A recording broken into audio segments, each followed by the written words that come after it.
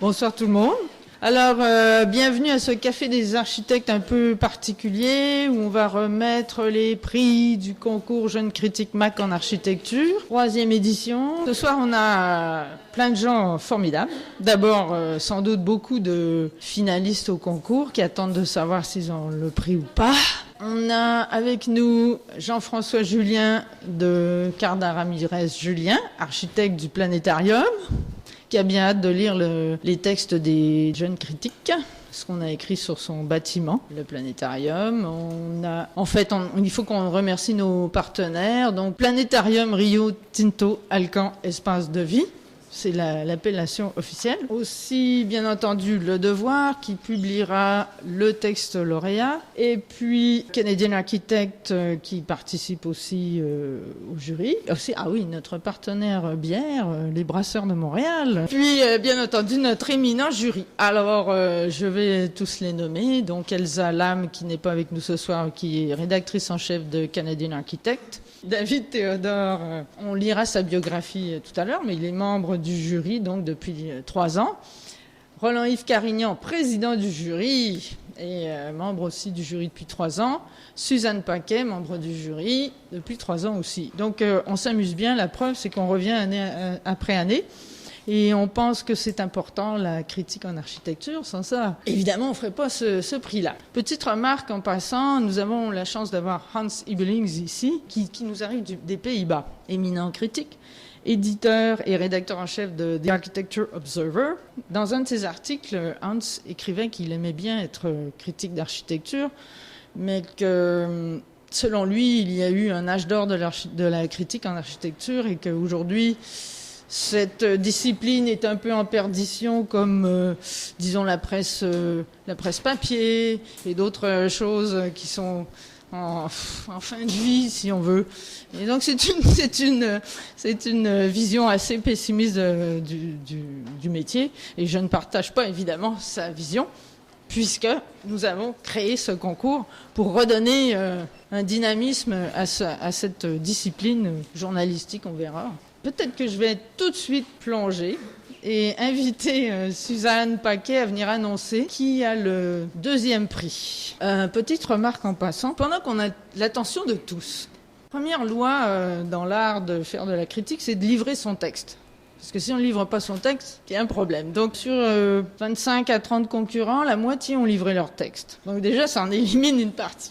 2e remarque, vérifiez l'orthographe des noms propres, s'il vous plaît. Taillibert, Frank Gehry, on a eu droit à tous les orthographes possibles. Alors ça, c'est une 2e chose. J'espère que l'année prochaine, ça va aller mieux de ce côté. Sinon, je dirais qu'on est assez content des textes, le ton, la recherche. Le niveau était assez bon. Donc le 2e prix, c'est déjà excellent. Alors Suzanne, je te laisse commenter. Alors bonsoir, je vais donc décerner le second prix.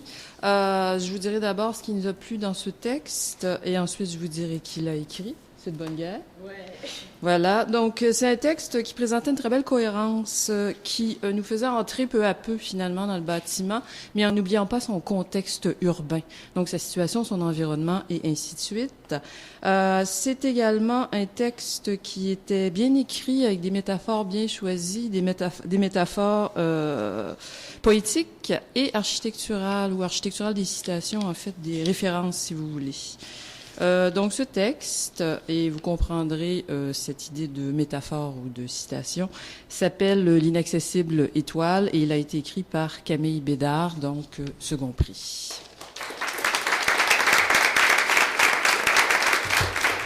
C'est un peu amusant que ce soit moi qui le décerne quand même. Alors félicitations. Et puis vous méritez une paire de billets pour le Planétarium. Et votre texte sera bien sûr publié en ligne sur le site de la maison. Alors je précise que les textes étaient anonymes, hein. On ne savait pas du tout qu'ils avaient écrit. Donc il n'y a pas de favoritisme, bien que Camille soit une habituée des cafés des architectes, puisqu'elle a coordonné les cafés la première année. C'est une fidèle de la MAC et on est ravis de la voir là et d'avoir lu son texte. Et moi j'ai particulièrement apprécié son humour aussi. Peut-être je lirai le début. Juste les premières lignes pour vous mettre dans le ton. Près de 40 ans après les Jeux Olympiques, Le stade jette encore et toujours son ombre, non plus sur le compte de taxes municipales, mais sur le panorama montréalais. La commande du concours international était claire. Le nouveau planétarium Rio Tinto Alcan doit dégager les vues pour que le colosse olympique demeure un repère géographique de la métropole. Le planétarium Rio Tinto Alcan arrive tel David avec sa fronde, déterminé à affronter Goliath pour redonner vie à cet espace de spleen urbain serti de béton et de grisaille. Alors bravo Camille, j'aime beaucoup le ton.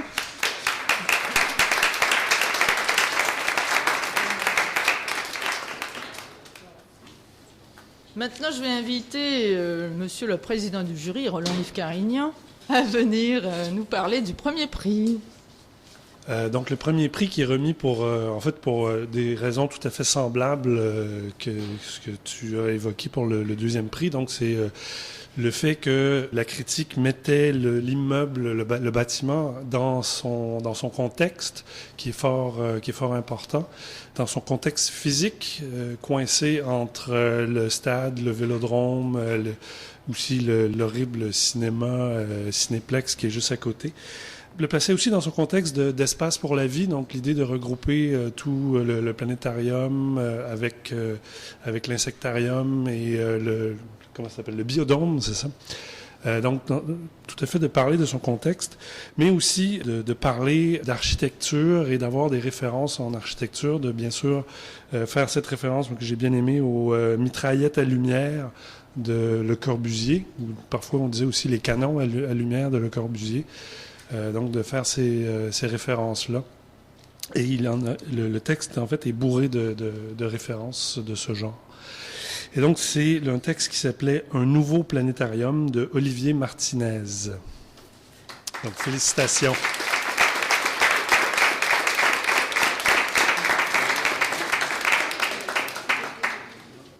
Alors moi j'ai particulièrement apprécié la clarté du style, qui est direct, simple, clair. Et puis, un certain aspect critique. En fait, son opinion est assez claire tout du long. Il développe son argument, donc ça, c'est bien. En fait, on devrait tous faire ça, il paraît. Alors, je vais lire un petit bout, conseillé par Roland-Yves. On accède au planétorium de plein pied par une passerelle. En contrebas, ce qui était stationnement souterrain est devenu jardin. Une fois à l'intérieur, une salle des pas perdus distribue les circulations.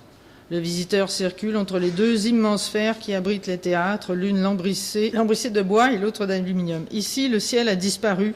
Les cônes, qu'on aurait pu prendre de l'extérieur pour d'énormes lanterneaux, sont obstrués par les sphères, enserrées de si près qu'il ne reste aux visiteurs qu'un mince jour pour observer le ciel. À quoi bon alors ces mitraillettes à lumière corbuséennes ? Ce jeu des formes qui se nie n'est peut-être pas ingénu. Après tout, n'est-ce pas à travers le filtre de la technologie que le visiteur observera le ciel ? J'arrête là.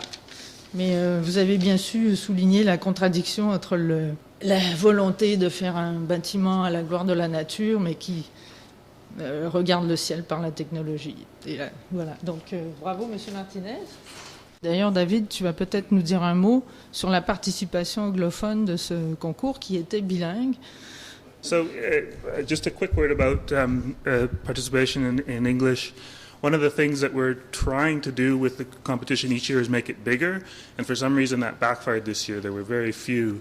So we're actually trying to think of changing some of the prizes, changing maybe perhaps even the age that people can go in and the length of it as well. Some of the texts were compromised by the shortness of words that they had to be able to nods there. It's a hard thing to write a shorter text than it is if you had a little more room to write. No, it really is. We have a good committee and we have good discussions, and there are ideas out there about how to make it bigger and involve more people. And I especially hope that there's more English next time than there was this time, and maybe some other kinds of ways of publication. So the end of this is if you have suggestions of the ways that we could do it, I would personally like to hear those, but I don't know. Ideas coming in as well as the texts, because it's a fun thing, and with Sophie's passion behind it, I think we can make it into something that really, really involves a lot of people at once and gets people talking about architecture. Bon, mais je pense qu'on peut passer à la phase 2 de la soirée. qui est le débat. Alors, pour ceux qui connaissent pas encore la formule du Café des architectes, les invités qu'on appelle les cafetiers donnent un petit point de vue sur la question qui est à l'ordre du jour. Donc, on les passe un par un. Et puis, d'abord, je vais vous lire leur biographie pour les présenter mieux. Et puis ensuite, j'agirai comme modératrice. Alors, comme c'est la première fois de ma vie, aussi incroyable que ça puisse paraître, que je fais ce travail-là, je vous demanderai votre indulgence si je bafouille et si je vois pas vos mains levées. Mais je pense que le sujet est assez passionnant pour susciter le débat et la discussion. Je vous lis donc les biographies de ces messieurs.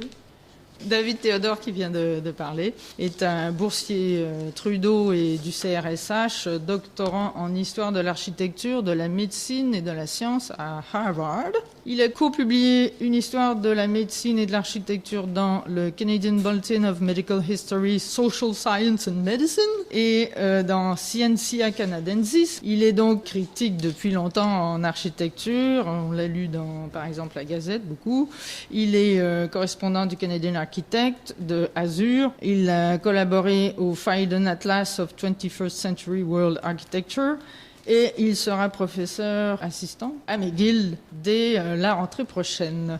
Ensuite, Marc-André Carignan, donc le blogueur de d'ici et d'ailleurs.ca, chroniqueur en architecture, détient un baccalauréat en architecture de l'université McGill. Et il a été élève de David. Il est l'un des rares chroniqueurs spécialisés en design urbain et en architecture dans le paysage médiatique québécois. Il travaille notamment pour CIBL, le journal Métro, ici première de Radio-Canada, et il transmet chaque semaine sa passion et son expertise afin de favoriser l'adoption de pratiques durables pour le développement de nos villes et de nos banlieues. Alors, Roland-Yves Carignan, mon vieux complice du Devoir, c'est avec lui que j'ai créé la page forme au Devoir en 1994, je crois. Alors, il est journaliste visuel. Il nous expliquera ce que c'est tout à l'heure, peut-être. Spécialisé dans l'architecture des outils d'information, de la maquette de mise en page jusqu'à l'infographie complète et animée sur écran. En plus d'avoir enseigné l'édition et la mise en page à l'Université de Montréal, il fut directeur de l'information au Devoir, rédacteur en chef visuel à Libération et directeur du design et de l'information visuelle à The Gazette, au National Post, au Devoir et au Journal de Québec. Il a conçu la formule visuelle de journaux et magazines, dont The Gazette et En route. Il voyage à vélo ou en bus, dit-il, et aurait aimé être urbaniste spécialisé dans la dynamique des déplacements urbains. Un jour peut-être, dit-il. Enfin, Hans Ibelings nous vient de Rotterdam. Il est historien de l'architecture et critique. Il a travaillé et vécu en Europe jusqu'à l'année dernière et il est à Montréal depuis 2012. Il a été conservateur au Netherlands Architecture Institute de Rotterdam de 89 à 2000.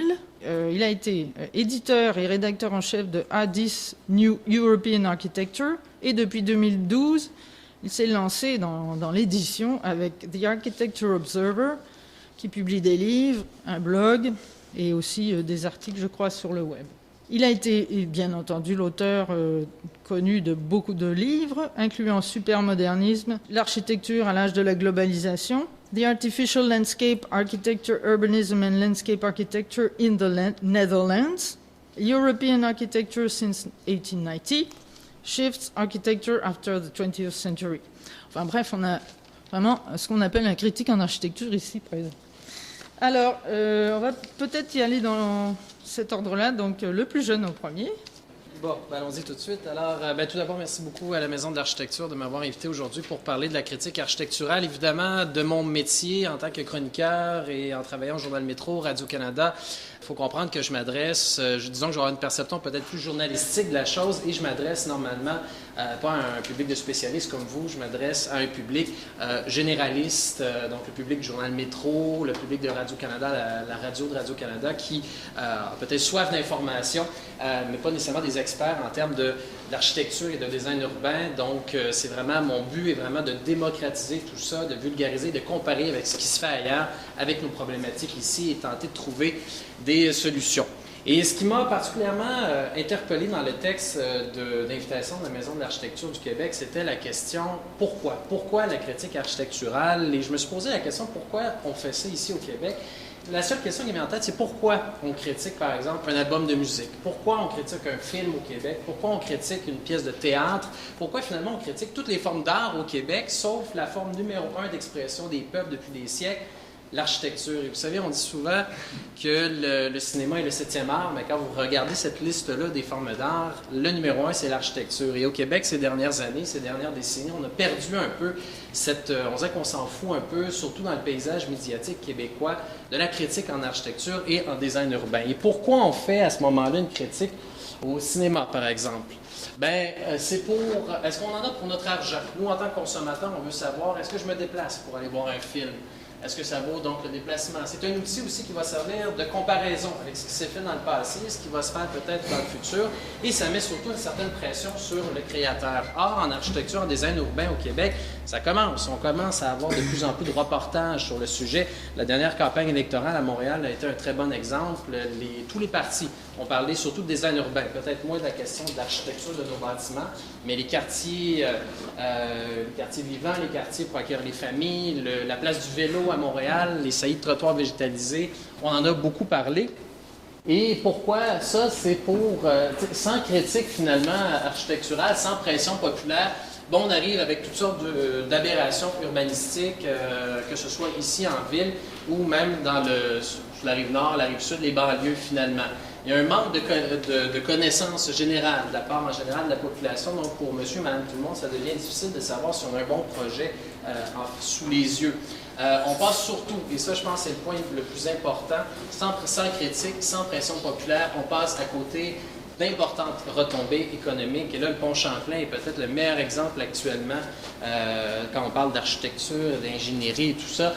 Des retombées économiques au niveau du tourisme, de la santé publique. De plus en plus, on établit des liens entre le design urbain. On le voit beaucoup à New York. Ce qu'a fait Bloomberg a fait bouger sa population et on a vu des statistiques d'obésité, entre autres, chez les enfants, baisser de 3% durant son mandat. Et lui, a pris le crédit par rapport à tous ses efforts pour rendre le citoyen new-yorkais plus actif. Mais ce lien-là est très important. Aussi, quand on parle d'urbanisme, d'architecture, évidemment, il y a la question environnementale qui nous vient en tête.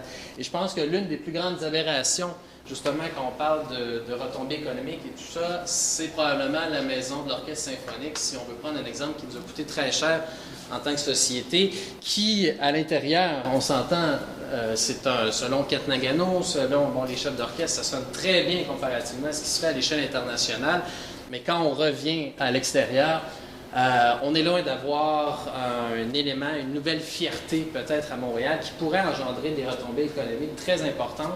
On est passé complètement à côté de ça. Donc, on a une architecture très fonctionnelle à l'intérieur, mais le fait qu'il n'y ait pas eu nécessairement beaucoup de critiques, qu'il y ait peut-être eu un manque de connaissance générale, de vision de la part du gouvernement avec son fameux PPP à l'époque, malheureusement, il n'y a pas grand monde qui va venir se faire prendre en photo à côté de la nouvelle adresse de l'Orchestre symphonique de Montréal, surtout à côté de la Place des Arts, qui se trouve à être c'était une révolution à l'époque, la Place des Arts. Aujourd'hui, un peu défraîchi, mais c'est quand même, en tout cas, c'est assez contrasté, disons, ce qu'on a, comparativement à des projets, par exemple, qui, ailleurs dans le monde, sont devenus de véritables références à l'international. Et oui, c'est un élément pour la culture. Oui, ça a coûté aussi cher, sinon un petit peu plus que l'Orchestre symphonique de Montréal. Mais aujourd'hui, je suis certain que ça rapporte beaucoup plus d'argent à l'État en termes de fierté culturelle, en termes de tourisme, en termes c'est une forme d'expression, finalement, du peuple. Ça, c'est les pays scandinaves. C'était la dernière diapositive. Mais tout ça pour dire que, évidemment, il y a eu toute une réflexion sur Griffintown, et je parle beaucoup de design urbain dans mes chroniques, parce que c'est concret pour les gens. Quand on parle de quartier vert, quand on parle du quotidien des gens, ça restait concret, donc les gens se sentent particulièrement interpellés. Et Griffintown, c'est un autre exemple d'aberration urbanistique qui aurait dû être planifié, qui aurait dû être contrôlé par la Ville de Montréal, qui aurait dû dire, voici ce qu'on veut. Et soumettez-nous des propositions, mais ça a été le contraire. Quelqu'un a soumis une proposition que la Ville a signée en bas sans nécessairement avoir une vision globale d'ensemble. Donc ça, c'est un autre exemple. Il y a eu beaucoup de pression, mais la pression est arrivée trop tard. Et là, de plus en plus, on sent que les citoyens sont conscients de ça. L'Office de consultation publique connaît des records d'achalandage dans ses consultations, notamment celle qu'il y a eu pour le nouveau campus Outremont de l'Université de Montréal. Alors, comme je disais, mon rôle en tant que chroniqueur en design urbain architecture pour le grand public, c'est de critiquer les mauvais coups, de dire pourquoi ça n'a pas été un bon coup, de comparer avec ce qui s'est fait à l'échelle internationale avec des données, des chiffres, des retombées de certains projets, d'utiliser donc, c'est ça, des outils de comparaison, souligner les bons coups quand il y en a, parce qu'on voit ici justement un très bon coup des architectes Anganou à Québec pour la revitalisation d'une église et surtout proposer des solutions, parce que c'est bien beau de critiquer, mais il faut aussi avancer. Puis je me suis toujours dit, dès le départ, je veux apporter des solutions. On a des écoles à construire, par exemple, avec la CSDM, mais qu'est-ce qu'on pourrait faire? Qu'est-ce qui fonctionne bien ailleurs qui ferait qu'on ne serait pas sur le pilote automatique juste pour reconstruire une école? Mais surtout, bon, une critique reste toujours subjective. Alors, on n'a pas la vérité infuse et ça se pourrait très bien qu'il y en a qui ne soient pas du tout d'accord avec mes articles. Alors, voilà.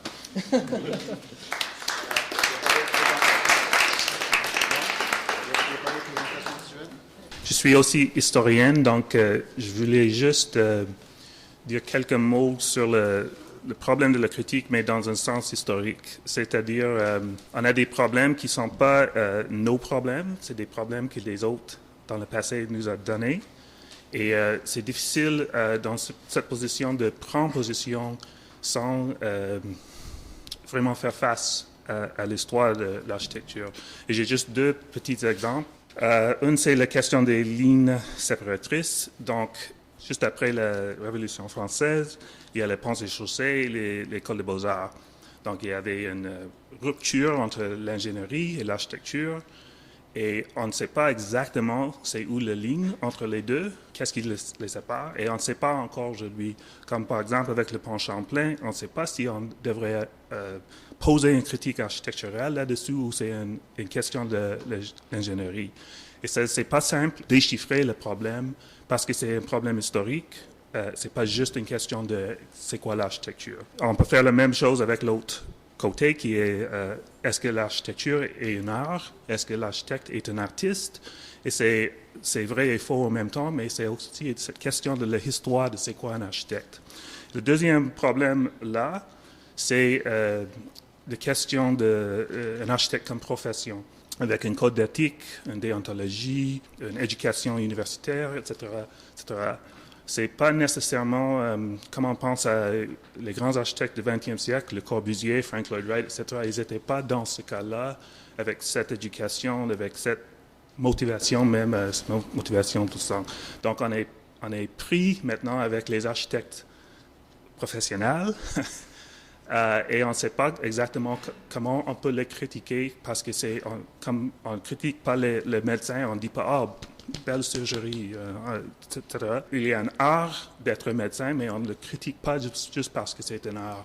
Et ces deux problèmes-là, c'est historique, c'est pas une question de qu'est-ce qu'on veut, c'est qu'est-ce qu'on nous a donné par le passé. Même dans le concours qu'on vient de passer, on n'avait pas des textes qui étaient capables de vraiment clarifier c'était quoi le problème architectural de faire le planétarium, parce que c'était évident, c'était pas tout à fait une question architecturale, il y avait beaucoup d'autres questions qui se levaient.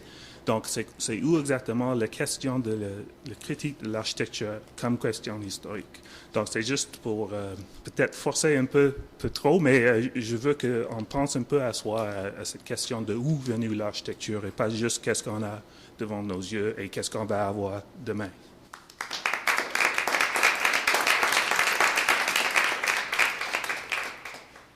Bon, alors moi, je suis vraiment le journaliste du groupe. Je n'ai aucune formation en architecture. Et donc, je vais plutôt m'intéresser à la partie médiatique, en fait, l'évolution, non pas historique, mais, enfin oui, historique, mais du journalisme, où le journalisme, un peu comme l'architecture, était jadis un grand art, ou quelque chose qui était perçu comme une élite qui pouvait s'adresser à l'élite, et en particulier en matière de critique d'art. L'art, à l'époque, c'était les beaux-arts, c'était des grandes commandes de l'Église ou des grandes commandes de l'État, en particulier en matière d'architecture, il y en avait beaucoup.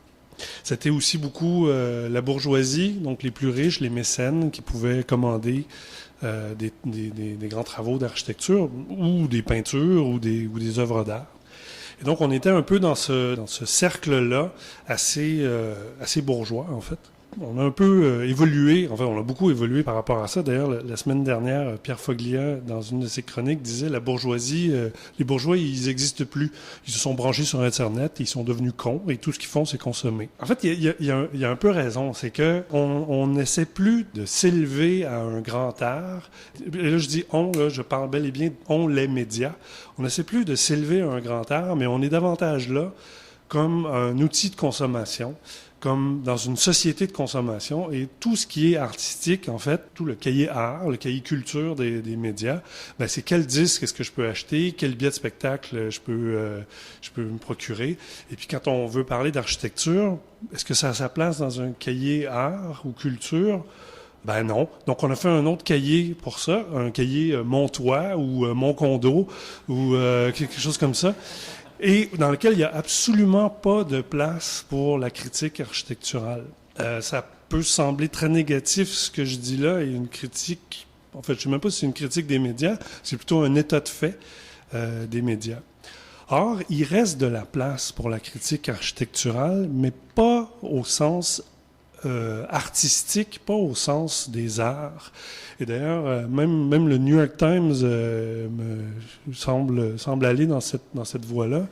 Le New York Times a changé de critique en architecture il y a à peu près 1 an. Tu dois savoir mieux que moi. Il y a à peu près 1 an, 1 an et demi. Donc, le critique qui a quitté le New York Times faisait des critiques des grands travaux de Rem Koolhaas ou des grands de Frank Gehry et le nouveau, il est arrivé, puis en fait, son tout premier texte, c'était sur un housing project, donc des logements sociaux dans le Bronx à New York. Donc, tout de suite, là, on est dans 2 mondes complètement différents. On est dans le monde des beaux-arts, jadis, et on est aujourd'hui dans ce qui me touche, ce que je peux avoir dans ma vie et les conséquences que ça peut avoir. Alors, de la critique architecturale, il ne s'en fait plus, mais du reportage architectural, il s'en fait de plus en plus. Et en fait, je dis architecture, mais je devrais dire architecture, urbanisme, design. En fait, c'est les 3 thèmes que Marc-André aborde aussi dans ses chroniques ou sur son blog. Les médias évoluent d'ailleurs dans ce sens-là, dans le sens de comment est-ce qu'on est plus près des gens, comment est-ce que ce que l'on dit dans les médias nous affecte davantage. Et c'est jamais plus vrai que dans le cas de l'urbanisme et de l'architecture. Tout le débat sur la revitalisation de la rue Laurier, le fameux maire du plateau Mont-Royal dont les médias ont tant parlé. On disait tantôt, ça a toujours été le controversé maire Ferrandez, jusqu'au jour où le controversé maire Ferrandez a été réélu par 60% des voix, la plus forte majorité sur l'île de Montréal. Là, soudainement, il n'y a plus aucun média qui dit qu'il est controversé. C'est pas pour rien, c'est qu'il y a une pression sociale. Donc, des fois, les médias traditionnels ne remplissent plus tout à fait leur rôle, eux qui sont encore dans le débat ou dans qui a dit que, alors qu'il y a une participation citoyenne de plus en plus importante. Les médias évoluent de plus en plus vers les réseaux sociaux et il y a beaucoup de débats. Il y a beaucoup de débats donc qui a lieu sur les réseaux sociaux, sur Facebook. D'ailleurs, tout récemment, je suis devenu ami Facebook avec l'Association des piétons et cyclistes d'Outremont qui, croyez-le ou non, ont réussi à forcer la mairie d'Outremont à déblayer la piste cyclable sur Côte-des-Neiges, donc à partir de cette tempête. La piste cyclable qui mène donc à l'Université de Montréal, qui est empruntée par plein de cyclistes à tous les jours, n'était pas déneigée l'hiver. À partir de maintenant, il va l'être, sous la pression de ce groupe-là. Est-ce de la critique en architecture? Non, mais est-ce l'espace d'un débat public entre citoyens sur l'architecture, sur le design urbain et sur l'urbanisme? Oui. Et donc ça, il y en a de plus en plus, et il y a des journalistes qui reprennent ce flambeau-là. Marc-André en est un, François Cardinal à la presse en est un, et je pense qu'on va en avoir de plus en plus. Donc la critique d'architecture au sens artistique du terme, je pense que c'est mort, on oublie ça. Mais le reportage en architecture, lui, au contraire, il a le vent dans les voiles, et pas seulement dans les médias traditionnels, mais aussi dans les médias sociaux, donc c'est-à-dire les médias plus participatifs qui permettent un dialogue.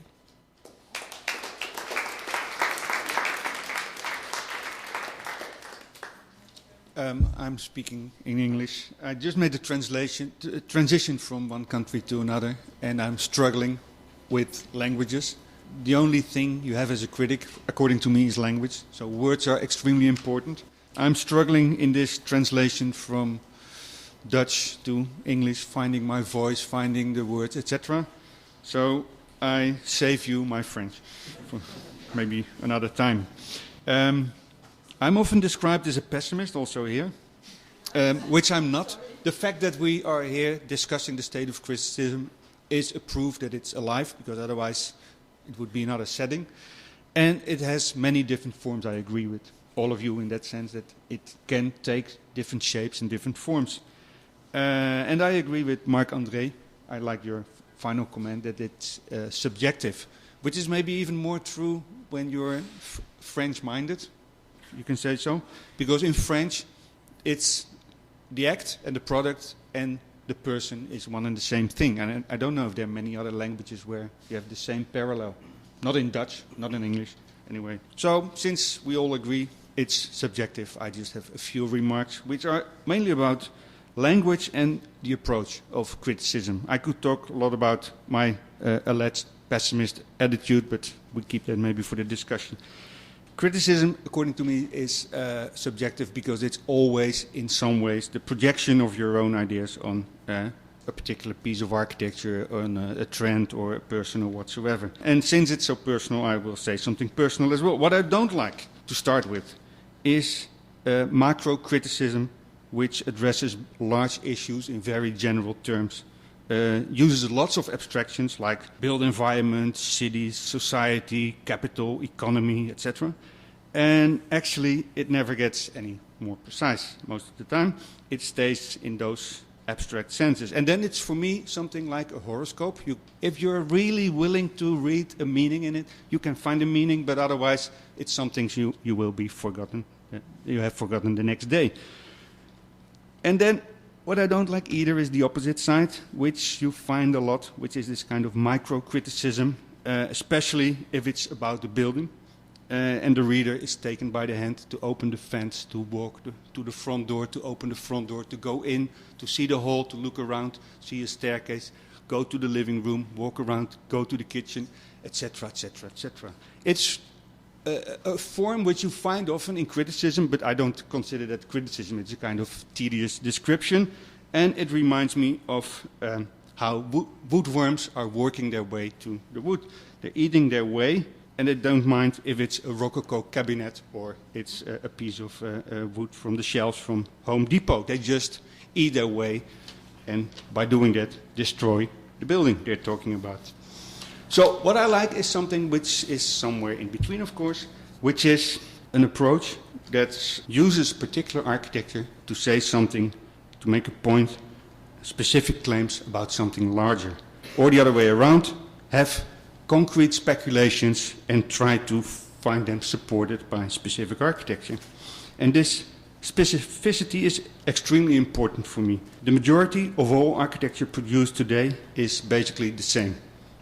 Programs, building technology, materials, budgets, building codes, stylistic fashions, conventions, etc. They're, if not identical, then at least very similar.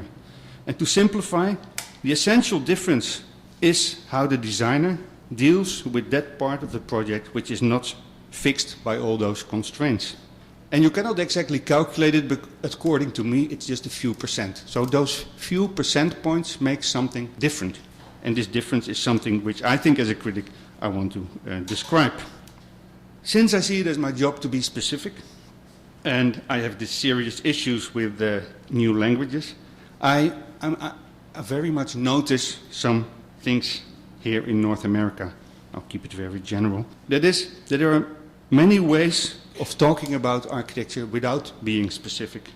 It's mainly in all those maddeningly shallow adjectives, like distinctive. If it wasn't distinctive, the critic would have gone anyway, not to this building, but somewhere else.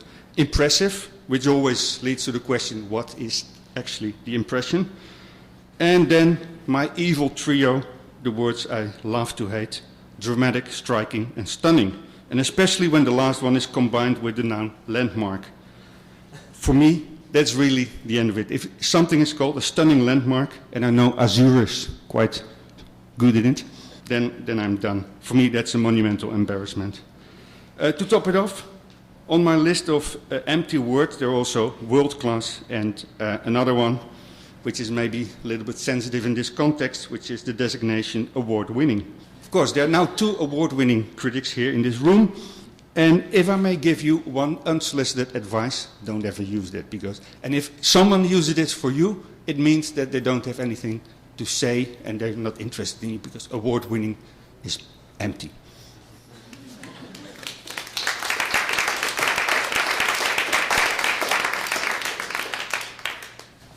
This is quite provocative to make fun of awards in a prize giving event.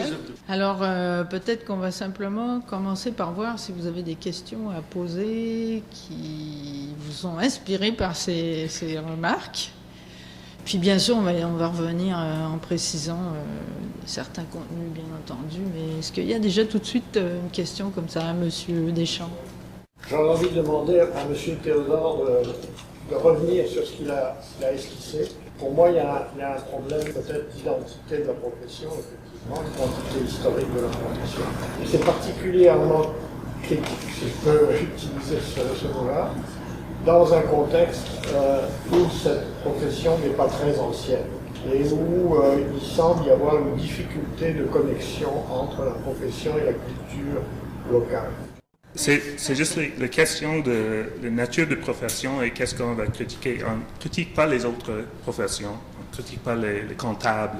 Est-ce qu'il est un élégant, un award-winning comptable? On ne dit pas jamais ça. Et avec l'architecture, pour des raisons historiques, on le dit.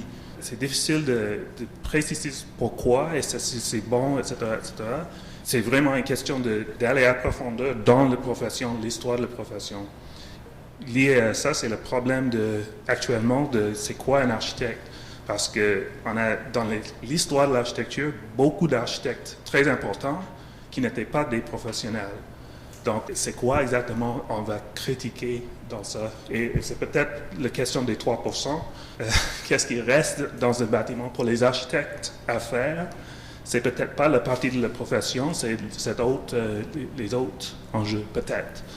C'est différent ici qu'on peut parler des concours des architectes. Les avocats n'ont pas de concours pour qui est le... C'est quelque chose de bizarre de l'architecture et on ne prend pas compte tout le temps de discussion c'est quoi une bonne architecture et une mauvaise architecture. C'est le problème de c'est quoi la profession de l'architecture. C'est où sa place dans la société qui est reliée, mais c'est pas, on l'ignore quand on parle de nouveaux bâtiments. C'est beaucoup la question de l'objet. Est-ce qu'on critique l'architecte? Ou est-ce qu'on critique ses produits? Ou est-ce qu'on critique une politique architecturale ou des décisions politiques qui concernent l'architecture? Enfin, l'objet lui-même est extrêmement vaste, comme nous l'ont démontré Roland-Yves et Marc-André.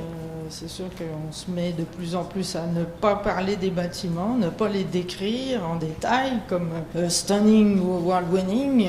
On évite un peu, moi je trouve qu'on évite un peu la question en détournant vers des questions urbaines et tout. Mais bon, ça c'est une question de débat. Donc d'abord, qu'est-ce qu'on critique? Qu'est-ce qu'on devrait critiquer? Donc, c'est quoi l'objet du critique en architecture, à supposer qu'il existe, ce critique-là, ou ce reporter en architecture? Donc, qui est le critique en architecture? Est-ce que c'est un journaliste? Est-ce que c'est un analyste, un historien? Et que va-t-il critiquer au juste? En fait, moi, j'aurais envie de demander à la salle, là, qu'est-ce qu'ils attendent d'un texte qui contient de la critique architecturale? Qu'est-ce qu'ils espèrent? Je vois des architectes ici donc, qui ont fait l'objet des fois même de mes propres méchantes critiques d'ailleurs. Pardon. Mais mes chroniques plutôt. Par exemple, peut-être M. Julien qui va lire les textes des lauréats. Quel effet ça vous fait de savoir qu'on va analyser votre bâtiment et vous vous attendez à quoi? Est-ce que c'est utile pour un architecte de lire une critique de son bâtiment, par exemple? C'est sûrement utile, c'est sûrement le fait. Ce que j'aurais comme a priori, avoir visité des bâtiments, lu des critiques sur d'autres bâtiments. Quand on a conçu le bâtiment, on a réfléchi à tout ça pendant des c'est fait sur des années.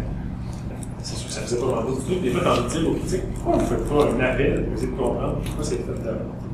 C'est pas un rôle des critiques non plus, mais moi, finalement, je dirais, c'est peut-être, je sais pas comment je dirais ça, je ne suis pas quelqu'un qui fait tout le temps de conférences et des trucs comme ça. Puis quand je suis arrivé, on m'a donné le concours, puis le lendemain, il y a comme, je dirais, des critiques sur Internet du projet gagnant qui était c'était comme si on avait volé le projet, on avait volé le projet de l'OEA, je ne sais pas trop. Ça, je dirais, cette portion-là qui n'était pas dans la critique, mais qui est la critique, je veux dire, populaire de fans d'autres archives. Celle-là, moi, un peu, j'étais comme ça, j'ai dit, qu'est-ce que c'est cette affaire-là? On ne peut pas être heureux au Québec qu'un projet d'architecture, un concours international d'architecture qui a été fait. Et ça a eu bon sens, il y a une démarche qui a été faite. Soudainement, je trouve qu'au Québec, on a de la difficulté je dirais, à aimer les bonnes idées, parfois, plus en toute critique. Sur ce point-là, ça serait mon commentaire. Ce que je dirais parallèlement à ça, ce qui est intéressant avec le planétarium, c'est que je l'ai vécu sur plusieurs années. Et j'ai eu un certain privilège, c'est qu'il y a eu une journée porte ouverte. Puis la journée qui était faite, le bâtiment n'était pas ouvert, il n'était pas fonctionnel, c'est-à-dire on pouvait juste visiter le bâtiment. J'ai connu la population qui est venue visiter un bâtiment d'architecture, ce que je n'ai plus avant. Il y a eu plus que 3000 personnes. On ouvrait à 10h, à 9h30, il y avait des centaines de personnes qui faisaient la ligne à l'extérieur. Ce qui est le fun, j'ai hâte de voir dans la critique, c'est comme vraiment l'opposé du Kidal qui vient visiter, c'est comme un truc plus intellectuel, puis ça va être le fun après toute cette expérience-là de mettre tout ça en parallèle et de décider sur. D'accord. Est-ce qu'il y a d'autres architectes qui voudraient parler de leur expérience avec la critique de leur propre bâtiment? Alain Carle, par exemple, qui a eu droit à une page complète dans le Devoir il n'y a même pas 2 jours. Est-ce que c'était une critique? Est-ce qu'il s'agissait d'une critique ou d'un compte-rendu? En fait, je crois pas que je pourrais parler de façon scientifique.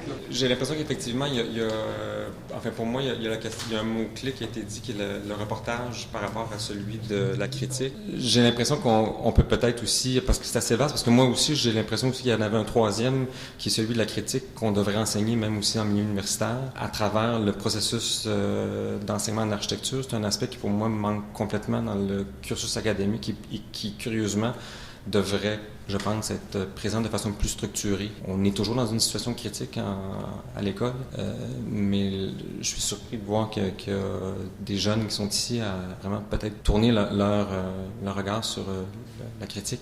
Mais je pense que le point, au fond, c'est peut-être aussi qu'on est dans une situation, peut-être un espace-temps qui nous dépasse, c'est-à-dire qu'on a beaucoup de travail sur la planche au Québec et on est peut-être à travailler sur plusieurs fronts. D'une part, la question du reportage, pour moi, est importante parce que ça valorise quand même l'aspect quotidien de l'architecte qui reste toujours aussi dans un certain quotidien, un certain continuum. Donc, même le fait divers, pour moi, est intéressant à soulever. Une poutre qui tombe, n'importe quoi qui concerne l'architecture, pour moi, je pense que c'est essentiel qu'on en discute et qu'on en débatte dans les médias, disons, sur le plan spectaculaire. Et puis, en parallèle, je crois qu'on doit aussi s'adresser à un public plus averti, malheureusement, qu'on pourra, je pense, jamais démocratiser complètement le savoir architectural. Je pense que c'est un petit peu une espèce de vœu pieux qui fait en sorte qu'on tombe dans des facilités au niveau de l'écriture.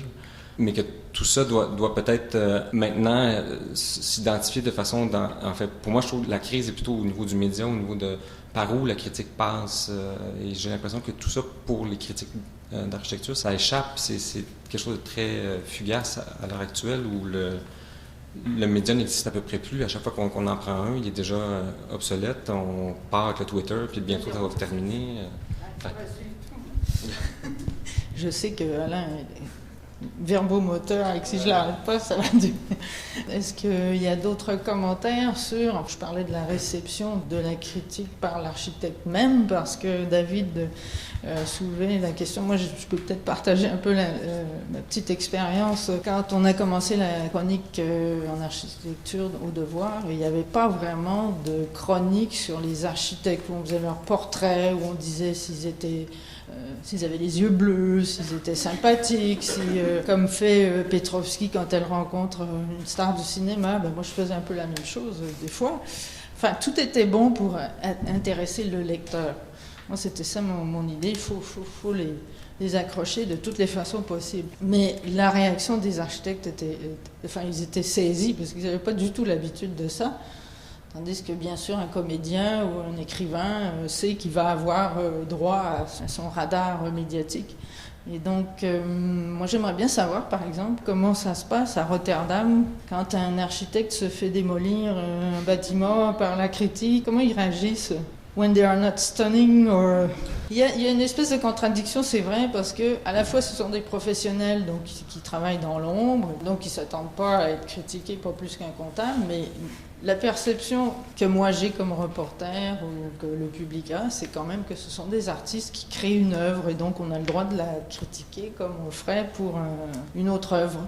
Well, I think what you have in the Netherlands is quite similar to what you see here, that there are basically kind of three models of criticism. One is, let's say, the most populist approach, which is mainly done by an outsider, not someone from within the architectural profession, looking at it as if it's kind of force of nature. It's happening and it's usually done by stupid architects, so there's a kind of negative idea of what architecture is. Then on the other end you have anything which is contributing to a kind of architectural discourse, so it's more geared at architects than it is at a wider audience. Then there are people, I think you're maybe in that position a bit in between, as a kind of mediator, trying to explain and make clear what's, let's say, the content of this architectural discourse, and also keeping one foot in the other side and understanding that, let's say, this popular sentiment and trying to bring it back. So I think in your case there's a kind of activist approach as well, because you were talking about solutions.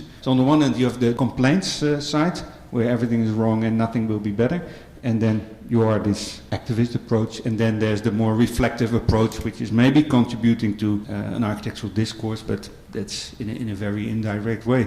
I like what you said about this lawyers who have this different approach. There's never a competition for lawyers, and I'm pretty sure there will never be a meeting of lawyers and people who write about law sitting in a room being depressed about the state of criticism, or the state, in their case, the state of law, or how people understand it, or there's total misunderstanding of the intentions of a lawyer. It's unbelievable. So it's only within architecture that there is this strange discussion, which I think has partly to do with this imperial overstretch of architecture as a profession to believe that it can solve so many problems.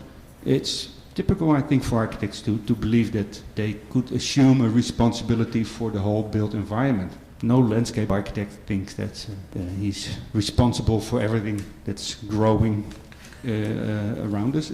And it goes back, for me, to the beginning of the Industrial Revolution, when there was this process of professionalization which took place but was never fully completed. The fact that there are still so many architects who call their office a studio or an atelier or something else, or a workshop, is a sign. There's no lawyer, no accountant who calls his work is done in a studio for accountancy. You don't see that, because they completed this process of professionalization, which remains somehow halfway for architecture. And I think you need to have architects and architecture to have architectural criticism. So this is a kind of secondary profession, I would say. So we're in the sailing on the same ship, and we're stuck. Moi, j'aimerais bien revenir sur la suggestion d'Alain Carle d'éducation, enfin revenir sur la question de l'éducation. La question que je me posais, c'est est-ce que la critique architecturale c'est une discipline du journalisme, ou est-ce que c'est une discipline qui doit se développer dans le milieu de l'architecture? Alors, comme Roland-Yves et moi, nous sommes des journalistes sans formation d'architecte, et les trois autres sont formés, sont architectes et pourraient même exercer, je pense, s'ils le voulaient. Alors, est-ce qu'il faut vraiment éduquer les jeunes générations à la critique architecturale dans les universités d'architecture, ou plutôt intéresser les journalistes à s'occuper d'architecture? Un des défis du journaliste, peu importe le sujet, c'est d'essayer de faire l'équilibre entre ces sources d'information, les sujets d'information dont il faut parler, d'un côté, donc toute cette relation-là avec les sources, et de l'autre côté, la relation qu'on a évidemment avec les lecteurs ou les auditeurs. Donc il faut effectivement créer un lien entre les deux. Est-ce qu'il faut des gens qui sont formés en architecture? J'ai l'impression que de ce côté-là, on aurait davantage quelqu'un qui serait fort dans le rapport entre la source, le sujet, et le texte ou le reportage, mais peut-être pas nécessairement dans la partie communication de l'autre côté. C'est un peu ce que tu disais d'ailleurs, le côté plus populiste. Donc le journaliste idéal, effectivement, il est capable de faire le lien entre les deux. J'ai l'impression qu'une des difficultés, c'est que la critique d'art, sous toutes ses formes d'art, a toujours été faite beaucoup en relation entre la pièce qu'on va voir ou la symphonie qu'on va entendre et ce que le critique a à dire à propos de ça. Et je pense qu'en architecture, on a moins ce rapport-là. On a peu développé cet intérêt-là chez des lecteurs.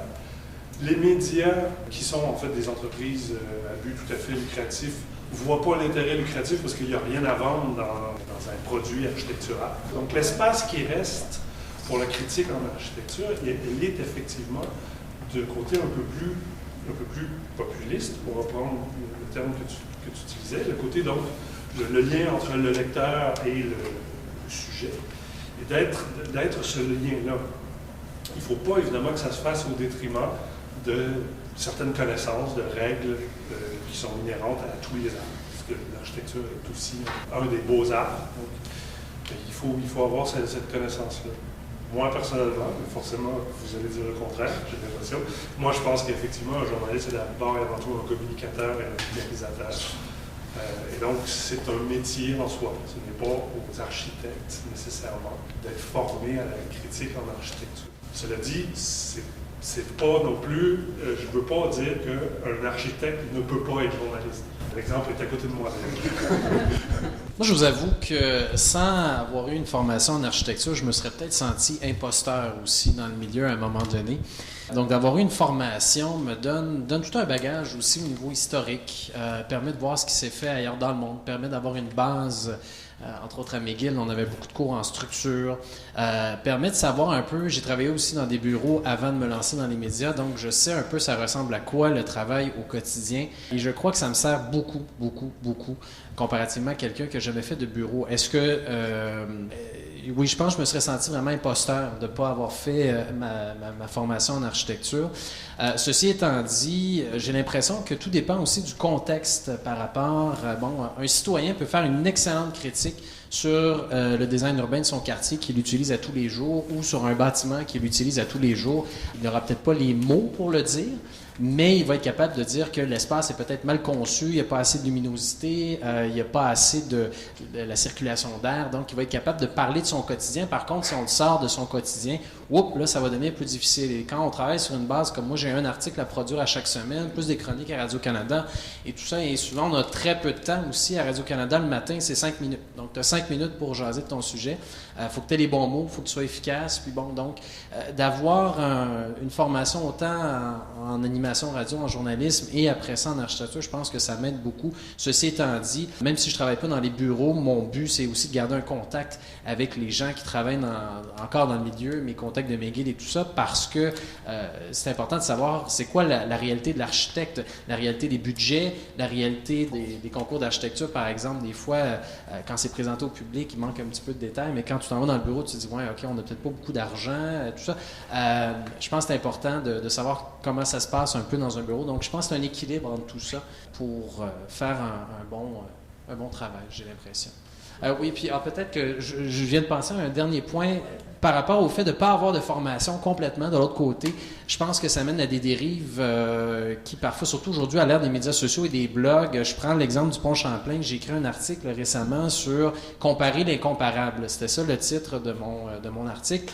Et il y a des blogueurs, entre autres un sur Sympathico, qui se mettaient à comparer pourquoi Champlain, ça coûte entre 3 et 5 milliards et pourquoi ça va prendre tant de temps à construire. Et tout ça, regardez, en Chine, on a fait telle affaire, au Brésil, on a fait telle affaire, ça n'a pas coûté. Et là, quand tu analyses les propositions ou les comparaisons, la main-d'œuvre ne coûte pas la même chose en Chine qu'ici, un travailleur canadien coûte pas mal plus cher. Avec les syndicats et tout ça. Le temps de construction, les gens, disons, les travailleurs canadiens travaillent peut-être pas autant que les travailleurs chinois. Les droits de respect humain, des droits de l'homme ne sont pas les mêmes. En tout cas, bref, quand on se met à comparer l'incomparable, on arrive des fois avec des comparaisons douteuses et ça crée des frustrations aussi dans la population. Donc, des fois, le fait de ne pas avoir de formation, d'essayer de s'improviser, ça peut mener à des dérives, surtout à l'ère des médias sociaux où tout le monde peut commenter n'importe quoi. Non, mais en fait, moi, c'était pour revenir par rapport à la critique dans l'éducation en architecture ou, par exemple, en journalisme. Mais moi, j'ai eu une formation en architecture, mais je travaille à la MAC, là, maintenant, donc je travaille pas dans des bureaux. En fait, ce que je me demande, c'est que moi, pendant mes années, je sens que la critique... surtout la critique de projets de compagnons d'études est très, très tabou. Puis pourtant, on appelle ça la journée critique. Et là, on se plaît à détester les critiques qui viennent dans les séances et à dire « Ah, eux, lui, on l'haït parce qu'il dit des choses méchantes sur nos projets. » Alors que, tu sais, on croit qu'on a des projets aboutis et excellents. Ben, en tout cas, moi, je me sentais tout le temps gênée. Je faisais pas des très bons projets. J'acceptais assez bien la critique, là, hein. J'étais souvent du bord du critique quand il critiquait mes projets, mais je sentais que j'avais pas vraiment droit de parole sur les projets de mes compagnons. L'autre chose, c'est que je me dis, est-ce que des fois aussi, justement, d'avoir la formation en architecture nous rend trop un peu compatissants à la difficulté que c'est? Dire oui, mais... Ben, en tout cas, c'est une question que je pose. Je dis pas que c'est ça, mais est-ce que ça nous empêche des fois d'avoir un œil plus critique parce qu'on connaît la situation difficile? Ça serait pas bien d'avoir toujours un œil extérieur, justement, qui dit oui, mais le résultat reste que c'est le citoyen qui le vit ou c'est la personne qui connaît pas nécessairement tout le processus derrière. Ce qu'on vit, c'est le résultat construit quand même. C'est pas les budgets serrés et c'est pas le client difficile que l'usager va avoir à expérimenter. Ça ouvre sur l'éthique journalistique, un sujet que je voulais aborder. Et il y a Monsieur Ramirez. Je suis en train de parler un petit peu de journaliste, tout ça aussi. Moi, je me pose aussi la question, est-ce qu'un architecte qui est en affaire, entre guillemets, se fait tout le monde critique? Est-ce qu'un architecte qui est en affaire et peut être tout le monde critique? Ça, c'est la première question. La deuxième question aussi que je sens actuellement, c'est une espèce de complexe en dessous qu'on a avec les autres pays. On se regarde tout le temps par rapport, on dirait que notre miroir c'est tout le temps la France, c'est Barcelone, c'est les grands pays où est-ce que les budgets, les projets sont beaucoup plus complets qu'ici. J'ai jamais vu comme étranger, j'ai fait ma formation à Montréal, des pays, mais on n'a jamais se comparé avec un autre pays comme le Mexique, ou comme disons, qu'est-ce qui se passe en Colombie, qu'est-ce qui se passe en Inde, dans des pays où est-ce que l'architecture est plus en niveau différent. Montréal, c'est pas une grosse ville, hein. C'est 1 million d'habitants, je pense, Montréal. Et on dirait qu'on a une mentalité qu'on peut faire l'architecture d'une ville de 50-60 millions d'habitants. On en demande trop, quoi. Mais est-ce que c'est pas parce qu'on y a déjà goûté dans les années 60, entre autres, où on avait une architecture... Puis on en veut encore. Pardon? On en veut encore. On en veut encore, c'est ça. On y a déjà goûté, on en voudrait encore, mais effectivement, Montréal n'a absolument pas les moyens. Tout architecte qui sort de l'Université de Montréal, tout architecte qui est diplômé, c'est quoi le premier projet qu'il doit faire? Ben, à la défense des journalistes qui utilisent toujours ces comparaisons, à la défense de Marc-André, peut-être, c'est qu'on essaye de faire comprendre au public qu'on pourrait exiger mieux. Et alors on prend des exemples pour dire, voyez, on pourrait faire ça, il faut s'ouvrir. Alors c'est pour ça qu'on revient à ça tout le temps. Parce que regardez, c'est là où on se voit de l'autre côté. Disons que moi j'ai entendu le reportage de Radio-Canada sur l'architecte qui a gagné le pont Champlain. Moi, j'étais complètement scandalisé parce que les gars, quand ils ont commencé à parler, ils disent « Ah oui, mon premier concours, quand j'ai gagné mon premier pont. » Je dis « Mais écoutons, est-ce qu'on n'est pas capable ici de faire des fonds? » C'est que le gouvernement, tout de suite, automatiquement, qu'est-ce qu'il fait? C'est logique, il va faire à l'extérieur des gros projets.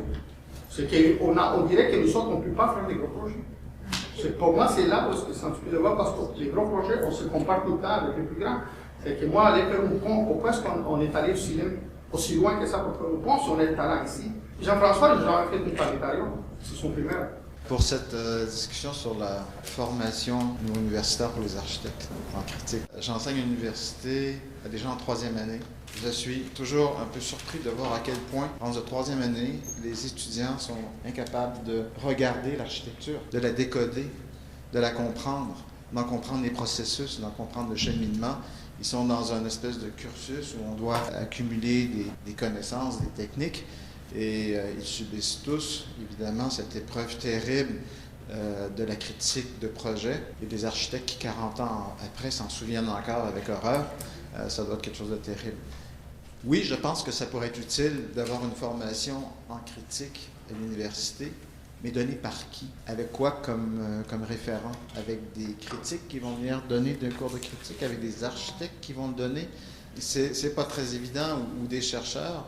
Et dans quel but? Je crois que c'est évident qu'un architecte qui a appris à regarder, à comprendre un bâtiment dès le début de sa pratique, peut devenir un meilleur architecte.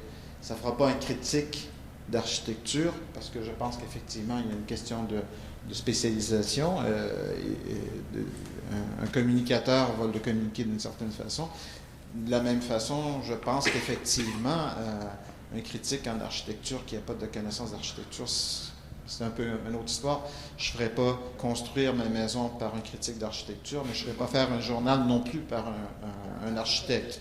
Alors, mais je pense que les deux peuvent y trouver leur compte. En fait, le commentaire de Marie-France m'amène à un sujet que j'aimerais bien aborder, c'est-à-dire l'éthique journalistique. Est-ce qu'il n'y a pas quand même des règles journalistiques qu'on apprend à l'école de journalisme qu'on doit appliquer quand on fait de la critique d'architecture, notamment pas être trop proche de son sujet, pas être trop ami avec tous les architectes sur lesquels on écrit, avoir trop pitié de leurs difficultés, trop bien les comprendre. Est-ce qu'il y aurait d'autres règles comme ça qu'on pourrait peut-être importer d'autres disciplines du journalisme dans la critique d'architecture? Et puis, ça me rappelle que M. Julien disait pourquoi est-ce qu'ils ne m'ont pas appelé pour me demander pourquoi il n'y avait pas de lanterneaux, pourquoi il y avait des... Ouais, donc il y a la question de la recherche aussi là-dedans. Est-ce qu'on doit faire une recherche? Est-ce qu'on doit faire des entrevues avant? Est-ce qu'on doit s'informer, tout ça? Donc j'aimerais bien qu'on parle un petit peu métier. David et moi, on a eu une discussion pendant le jury où David disait il ne faut pas visiter le bâtiment avec l'architecte parce que ça nous influence. Et moi, je disais le contraire. Il faut absolument savoir ce qu'il en dit d'abord avant d'écrire son texte. Donc, il y a toutes ces questions pour importer un peu le journalisme dans la critique architecturale. Là. Est-ce qu'il y a des règles de conduite que vous appliquez, vous, quand vous faites une critique? Écoutez, est-ce qu'on doit avoir visité il y a un minimum, c'est certain. Est-ce qu'on peut critiquer un film sans avoir vu le film ou avoir critiqué un livre sans... la proximité. Oui, effectivement. Je pense que ça amène une certaine... je comprends la notion de proximité. Puis, on le voit d'ailleurs beaucoup dans les autres disciplines. On dirait que c'est très difficile au Québec de critiquer le milieu culturel, entre autres, est tellement petit que c'est difficile de critiquer un film, difficile de critiquer un album parce qu'on connaît le musicien, puis on connaît le réalisateur, puis on connaît l'acteur, puis tout ça, puis on dirait qu'on veut pas blesser personne. Donc des fois, j'ai l'impression effectivement que puis au Québec, l'architecture, c'est un très petit milieu également. Donc, en même temps, je pense qu'il faut garder une certaine neutralité journalistique. Il faut aussi, c'est le fun d'avoir des contacts, c'est le fun d'avoir des gens pour nous feeder sur certaines informations, d'avoir une confiance avec des gens du milieu. Mais parfois, il faut être capable de dire, faut être capable d'être honnête sur un certain projet. Et je pense un bon exemple, je pense que les architectes doivent apprendre aussi à absorber les critiques. Je suis allé en octobre dernier au World Architecture Festival à Singapour et je dois vous dire que les petites critiques qu'on faisait à l'université, c'était rien à comparer de ça. Là. Les architectes venaient présenter leur projet avec 15 minutes pour aller présenter leur projet devant des grands architectes de partout dans le monde, allant de Fusujimoto jusqu'à bas. Faut prendre des commentaires. Il y en a qui se sont fait démolir là-bas.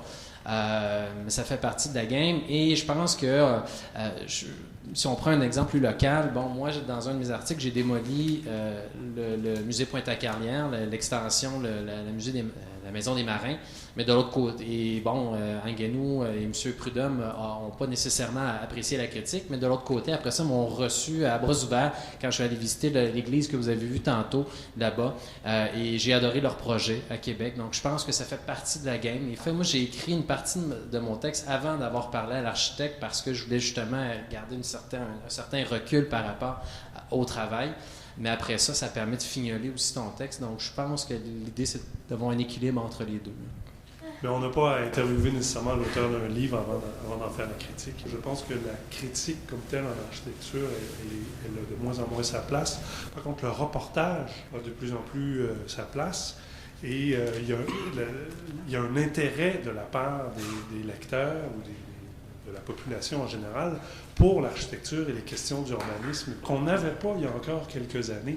Le pont Champlain, il me semble qu'il y a 10 ans encore, si quelqu'un est arrivé avec cette idée qu'il faut que ça soit quelque chose de beau puis une image de marque pour Montréal, on lui aurait dit franchement, on n'a pas les moyens pour faire ce genre de choses-là, puis ça serait terminé là.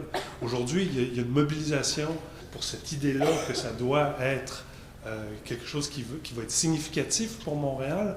Et ici, je pense que la majorité de la population semble tout à fait d'accord. Il n'y a même plus de débat là-dessus.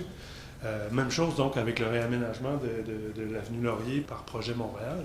Donc il y a une sensibilisation. Je pense que la plupart des gens aujourd'hui, la plupart des citoyens aujourd'hui comprennent davantage comment les notions d'architecture, de design et d'urbanisme ont une influence sur leur propre vie. Et ça, c'est pas petit, ça, c'est énorme, ça. Donc, il faut parler aussi beaucoup à ce niveau-là. Je pense que donc c'est du reportage. Avant de passer la parole au questionneur, je voulais dire que j'aimerais entendre aussi ceux qui ont participé au concours pour savoir pourquoi ils ont participé. Ça doit être parce qu'ils pensent que c'est utile et important, donc on reviendra là-dessus. Donc, Jean-François d'abord. Jean-Baptiste, pardon. Je veux savoir pour qui on fait de la critique. Parce que moi, je connais en tant qu'étudiant juste les critiques de projet. Et on sait quand on reçoit une critique que c'est pour nous faire évoluer nous. Mais je me demande quand un bâtiment est construit et que ça y est, il est fait, la critique, elle sert à qui? Pour l'architecte? Pour le public? Et comment on peut faire évoluer après ce travail-là? Il y avait déjà une partie de réponse dans ce que tu disais, ouais, que finalement c'est pour conscientiser la population à des questions plus larges. D'ailleurs, on peut aussi ramener à ce que disait Hans tantôt, qu'il faut qu'il y ait des idées derrière un message, derrière une critique, pas uniquement une visite, pas à pas, comme comment il disait ça, un verre dans le bois. Il faut qu'il y ait quand même un message, une idée derrière. Oui, deux points qui ont été soulevés, là, sur lesquels je relancerai. Le premier, c'est que on semble dire que le fait de la critique architecturale connaît un destin singulier par rapport à d'autres types de critiques, qui seraient celles de la critique musicale, théâtrale, etc. Et comme disons, consommateur culturel, j'ai quand même l'impression que c'est un phénomène qui est assez analogue dans les autres domaines aussi. Je pense que, par exemple, dans les quotidiens et dans les hebdomadaires, il n'y a plus vraiment de critique musicale. Quand on résume ça en 10 lignes, là, je pense qu'on parle plus de... On fait juste projeter un éclairage. Et pour moi, c'est un peu comme du reportage aussi. Je suis un peu ambivalent par rapport à ça parce que je pense que c'est aussi utile qu'il y ait cet éclairage dont parlait Alain, qui s'est amélioré depuis 10 ans, je pense. Donc, je suis ambivalent, mais je pense que le fait de la critique... c'est un peu et ça se lie beaucoup aux difficultés des quotidiens et de l'imprimé, par exemple. Donc, les grands critiques de cinéma américains, ils sont remerciés comme les grands critiques architecturaux ont été remerciés l'un après l'autre dans les journaux. Donc, Jay Oberman n'est plus dans le Village Voice, les gens de Varieties, ils perdent leur emploi, etc. Donc ça, je pense que par rapport à ça, on n'est pas si singulièrement différents. La deuxième chose, c'est, je relancerai par rapport au pont Champlain, parce que j'ai vécu l'expérience assez intensément, étant sur le comité concours de l'Ordre des architectes du Québec. L'Ordre des architectes a quand même fait beaucoup de représentations pour mener, ou en tout cas... au moins que ça soit considéré possiblement par les autorités fédérales de tenir un concours. Et ce qui était assez intéressant, c'est que ça s'est fait par l'intermédiaire d'un petit sous-comité sur lequel j'étais, et les autres membres du comité concours étaient moins impliqués. Quand la décision est tombée qu'il n'y en aurait pas de concours, ils étaient les premiers à revendiquer et à dire comment ça fait qu'il n'y aura pas de concours, alors que moi, j'avais quand même l'impression qu'on était allé assez loin, un peu dans le sens de ce que vous disiez, M. Carignan, il y a 10 ans, on n'aurait même pas parlé du tout. Et c'est évident que même dans ce qui adviendra par la suite, le fédéral ne pourra pas procéder comme il s'était imaginé il y a même juste 1 an. Il va y avoir un suivi, etc. C'est pas un concours, mais c'est parce qu'on a beaucoup insisté pour la question des concours qu'au moins ils vont nous prendre en considération pour des avis, etc. Donc, c'est certain que c'est pas toujours ce qu'on cherche, mais il y a quand même des avancées qui se font. C'est le bienfait du journalisme militant. En fait, juste une petite chose, entre le journalisme, la communication et l'architecture, on semble oublier les historiens de l'art et les historiens de l'architecture. Évidemment, je prêche pour mon clocher, mais si j'étais invitée sur ce jury, c'est à titre d'historienne de l'art, je crois. Alors, je demanderais à mes jeunes étudiantes ou à ces jeunes étudiants qui gagnent les concours, par ailleurs, de peut-être parler un petit peu d'histoire d'architecture et d'histoire de l'art. Il y a M. Deschamps aussi, ex-collègue, donc... je vous laisse là-dessus. Bien, par rapport à ton commentaire de tantôt, je pense que 3000 personnes qui se déplacent pour venir voir un building, c'est quand même pas mal de, je ne veux pas dire de spectateurs, mais de public. Le public cible est vraiment là. Après ça, tantôt, on a parlé de reportage versus le corps dur d'une certaine façon de l'architecture. Le danger des reportages, c'est sûr que dans les meilleurs cas, ça fait connaître des architectes qui ont des pratiques peut-être moins internationales d'une certaine façon, mais comme ton projet dans le devoir est vraiment exceptionnel. Par contre, le danger du reportage, c'est de glisser vers la déco puis des trucs comme ça, comme dans les deux autres quotidiens. Puis c'est pour ça que dans ce sens-là, quand même, je pense que de s'acharner quand même vers le noyau de l'architecture, je pense que c'est vraiment bon. Par rapport aux journalistes versus les chroniqueurs, dans le fond, chroniqueurs d'architecture qui viendraient de l'architecture, beaucoup de journalistes en sciences politiques, en politique, viennent des sciences politiques. À ce sujet-là, quand même si on peut être enthousiaste ou un amateur d'architecture, quand même, de la base, c'est vraiment important, surtout dans les deux autres quotidiens. Puis, tantôt, on parlait justement par rapport aux grands projets des années 60, qu'on n'a plus ces moyens-là aujourd'hui, puis je pense pas que c'est tout à fait vrai parce que les trottoirs ont pas mal tout été refaits. Fait qu'à quelque part, le 30% qu'on perdait, c'est celui-là. Oh, on ouvre sur des questions politiques. Moi, j'aimerais savoir pourquoi vous avez participé au concours Jeunes Critiques. Peut-être M. Martinez et puis Camille aussi. Dites-nous pourquoi. D'abord, peut-être que ça tombait dans un bon moment au niveau de mes échéances et dont j'avais un livre. Je pense que d'abord, ça fait longtemps que je pense que tout le monde a constaté un coup, il y a un problème de la façon dont on parle d'architecture dans les médias au Québec. On va venir peut-être sur la distinction entre journaliste, critique et historien d'art. Je pense que c'est trois choses qui peuvent et doivent être liées. C'est-à-dire le journaliste, c'est plus de l'aspect communication de masse.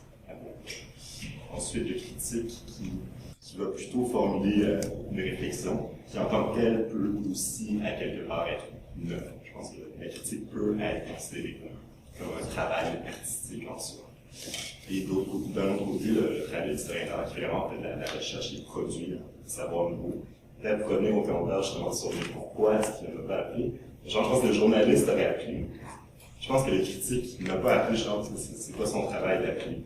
C'est plutôt produire une impression. Puis l'historien d'art aurait probablement appelé le chercheur, serait allé chercher le maximum. Il aurait aussi appelé l'architecte. Est-ce que vous avez fait la visite avec l'architecte? Ok, donc vous en saviez quand même suffisamment. Parce qu'il y avait quand même un aspect technique important à comprendre dans ce bâtiment-là qu'on ne pouvait pas vraiment analyser si on passait juste devant en disant « Ah, j'aime ça » ou « Ah, j'aime pas ça ». Soit dit en passant, ça m'a pas titillé de la critique. Ce que je voulais faire, le lien que je voulais faire, c'est juste par rapport à des fois quand je disais les critiques, les bâtiments que j'avais moi-même ici. Je trouvais qu'il y a une série de critiques, mais ils n'ont pas l'air de comprendre ce qui s'est passé. Des fois, tu connais la personne qui a fait le bâtiment, exemple, tu as déjà visité avec, tu peux te expliquer ça. Puis là, tu dis, c'est bizarre qu'il ne laisse pas le lieu. Même parce que quelqu'un qui n'est pas allé sur le bâtiment, qui n'est pas allé visiter le bâtiment, ce que tu reçois, c'est ça. C'est qu'il est dans la critique, si on peut dire. Puis c'est juste cet élément-là que je voulais, parce que je suis italien, je vis très bien. Mais peut-être que j'aimerais rajouter dans la discussion.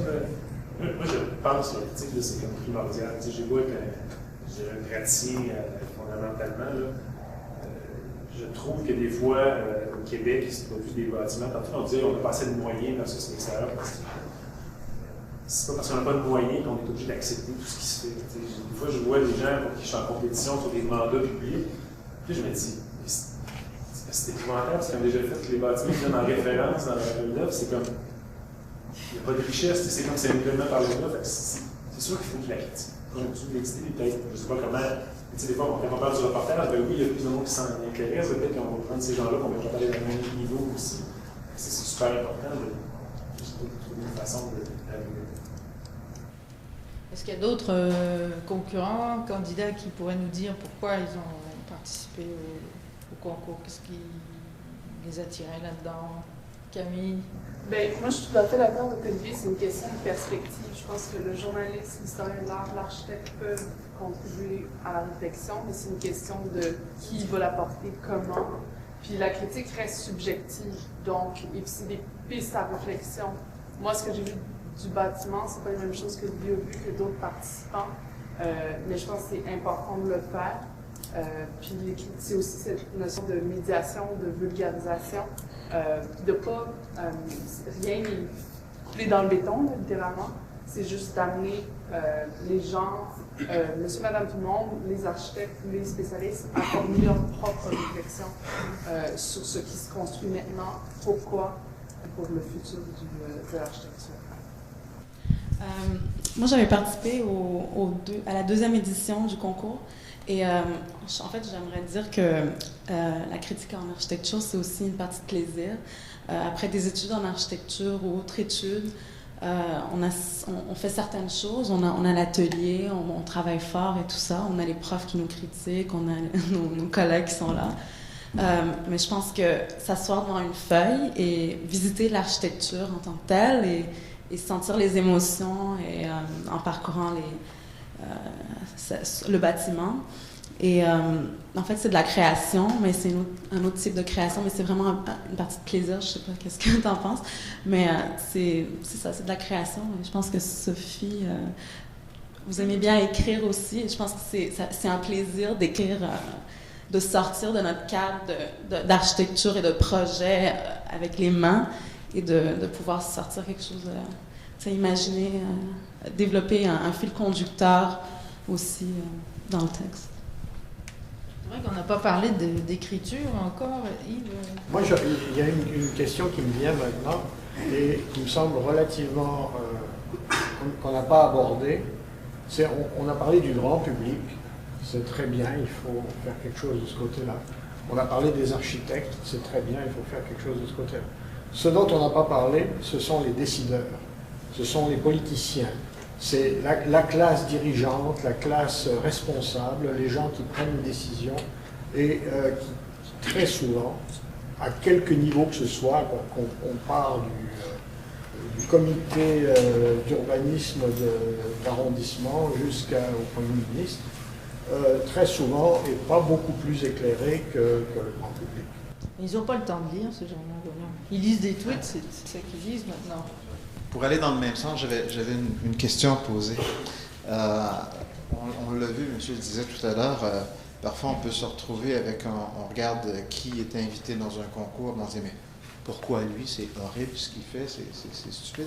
Est-ce que un des rôles du critique en architecture n'est pas une certaine forme de classification des architectes et des architectures pour dire bon ben quelle est une bonne direction pour que effectivement que les décideurs, par exemple les promoteurs qui ne sont pas obligés de faire des concours ou les politiciens qui sont parfois obligés de le faire à leur grande dame puissent aller vers des architectures ou des architectes qui ont eu des bonnes critiques d'architecture.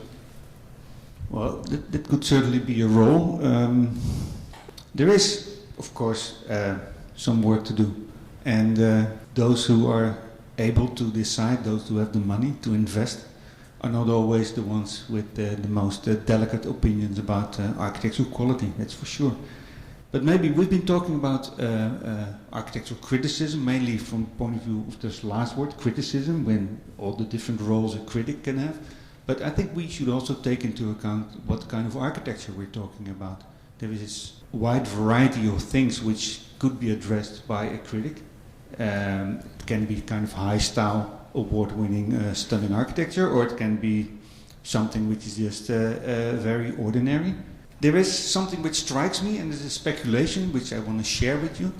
There's something that strikes me since I'm here, that I have the feeling that the significance, the architecture can look the same everywhere in the world, and much of what you see here in Canada looks very much like what's happening in Europe. But I think the significance of architecture is different here.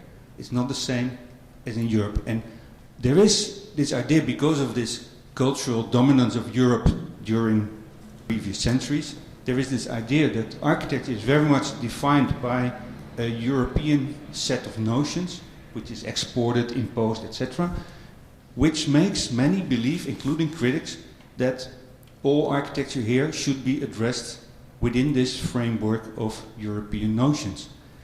I think if you look at the Champlain Bridge right now, this makeshift character of this bridge is maybe more typical for a Canadian approach towards building than a kind of refined aesthetic thing. And I'm very much intrigued. If you go to, let's say, Copenhagen, everything is well designed there, benches, parks, bike roads, bike paths, everywhere. So it's kind of, or take your example of this Oslo opera. There is the idea that public architecture should somehow express a kind of civic right or societal whatever, which I think is less present here if you see the result of some public architecture. And I'm not saying that it's bad, but there's a different role. So maybe it's also the responsibility of a critic to address this issue, that architecture in Barcelona or wherever in Switzerland is not the same as architecture here. So having those comparisons is nice, but at the same time they are giving you maybe a wrong impression of what architecture can be. To be really honest, when I came here for the first time, I was shocked by the quality of pavement and parks and whatever, all this, let's say, public things which are so, let's say, self-evident in many places in Europe and not here. And at first I was a bit shocked, then I was puzzled, and now I think maybe it's just the fact that architecture isn't that important here. And what's the problem with that? It's not wrong, because what I see here is, let's say in Europe you have this hardware where public buildings, public infrastructure is very present, and here it seems there's much more of a software of charities, of fundraising, of volunteering and things like that. So it seems that this society can do with much less architecture than Europe. Yeah, bon, qu'est-ce que vous pensez de ça, Frédéric? Deux observations par rapport à ce que vous dites. J'ai comme l'impression que, comme un peu tout le monde, on a l'impression que à peu près tout le monde est capable de faire une architecture d'une certaine qualité. Et la différence peut-être partout dans le monde, disons, on a les mêmes outils technologiques, plus ou moins, bon, un peu plus avancés en Europe sans doute, mais quand même. Et ce qui nous manque, par exemple, et que les praticiens, on appelle de nos voeux, et vous posez la question de façon un peu provocative, est-ce qu'on veut vraiment ça? C'est, en fait, c'est les mécanismes administratifs, les décideurs dont parlait M. Deschamps, qui vont rendre possible cette architecture de qualité. Je pense que c'est ça qui nous manque dans le contexte ici. Et je vais vous donner un exemple très concret de ce que vous évoquiez. Vous parliez du mobilier urbain. J'étais sur le prix d'excellence, le jury du prix d'excellence récemment. Le jury a décidé de ne pas donner de prix en design urbain. Et ça a créé un peu d'émoi, disons. Et notamment, on a eu, je ne révèle pas des grands secrets, mais on a eu une conversation avec le président du jury qui était français et qui, à un moment donné, a quand même dit oui, on peut toujours donner un prix, mais c'est pour bien peu par rapport à des critères européens. Et là, notre réponse, nous, les jurés québécois, était de dire on comprenait très bien ce qu'il voulait dire parce qu'on se promène dans les mêmes capitales, puis on voit bien aussi que c'est un autre niveau. Mais là, on dit, bon, on essaie de justifier en disant, ben oui, mais ici, ce qu'ils ont réussi à faire à tel coin de rue, considérant toutes les contraintes, la neige, le déglaçage, tout ça qui empêche la moindre innovation, un peu par peut-être complaisance, je ne sais pas, on était porté quand même à donner un prix, mais c'est vrai que ça paraît très, très banal par rapport à ce qu'on fait ailleurs dans le monde. Voilà. Ça m'interpellait beaucoup votre intervention, parce que quand on fait un bâtiment, ok, il faut penser que c'est pas uniquement l'architecte qui est là-dedans, il y a beaucoup de monde autour de ça, et souvent, les gros bâtiments ici, le gouvernement est impliqué là-dedans. On passe des PPP, beaucoup de choses là-dedans, où on est sujet à travailler avec des autres personnes, avec des barèmes très serrés. Je me pose la question aussi, c'est la critique, souvent on dit l'édifice est moche, c'est ex-problème dans cet édifice-là, est-ce qu'on devrait aussi critiquer les donneurs d'ouvrage? Je pense que souvent, l'architecte, on dirait que c'est lui qui a tous les fardeaux Mais souvent, je viens de participer à un concours d'architecture, lequel, comme juré, il a fallu exclure 40% des personnes qui sont là-dedans parce qu'on a oublié une signature, on a oublié une virgule dans leur document. Et on n'a jamais vu un dessin d'architecture. La première fois, c'était sur un texte. Je trouve ça, est-ce que c'est un vrai concours d'architecture? Il s'est organisé par nous, donneurs d'ouvrage. Est-ce que c'est vraiment un vrai concours d'architecture? Et je vous dis que beaucoup de monde et beaucoup de talents sont exclus à cause d'une signature. Que je pense qu'il faut conscientiser aussi avec la critique à ces personnes-là que c'est les donneurs d'ouvrage. Je reviens au pont, c'est l'exemple. Et je suis pas sûr que les messages, c'est vrai que le gouvernement il va dire oui, dans le futur on va penser aux architectes, mais c'est quoi le message qu'on donne à la population qu'on n'est pas capable de faire un pont ici? C'est ça le message que je trouve ça un petit peu malheureux. Ça rejoint beaucoup ce qui a été dit un peu plus tôt, cette idée que ici, la place de l'architecture, on n'a pas la même, l'architecture n'a pas la même place ici qu'en Europe. On y accorde moins d'importance. Ici, d'ailleurs, on est beaucoup, depuis plusieurs années au Québec, dans une espèce de mode où il faut entretenir ce que l'on a et gérer le réseau de ce qu'on a. Donc, on a l'impression que toute notre conscience, elle est collective. Notre conscience collective, elle est à l'idée qu'il faut entretenir et administrer de bonne façon ce qu'on a. Il y a même le précédent gouvernement libéral qui avait été élu sous le mandat de faire une saine administration de l'État. Ça me semble tout à fait normal qu'un gouvernement se fasse élire sur ça. Ça devrait être la base. Ça ne devrait pas être une promesse électorale. Et c'est là un peu la même chose. On ne devrait pas être en mode de penser que la chose à faire, c'est de bien entretenir nos réseaux d'aqueduc, nos réseaux d'égouts. On est mobilisé pour ça. Quel espace il reste par-dessus ça pour réfléchir à l'architecture, réfléchir à améliorer notre quotidien, réfléchir à améliorer notre expérience de citoyen? Ben, il en reste bien. D'abord, je suis tout à fait d'accord avec ce point de vue. Je trouve ça très intéressant. Je trouve qu'on donne beaucoup trop d'importance. On a donné beaucoup trop d'importance au cours des 20 ou 30 dernières années à la conservation du patrimoine, etc. Ben, il faudra revenir là-dessus.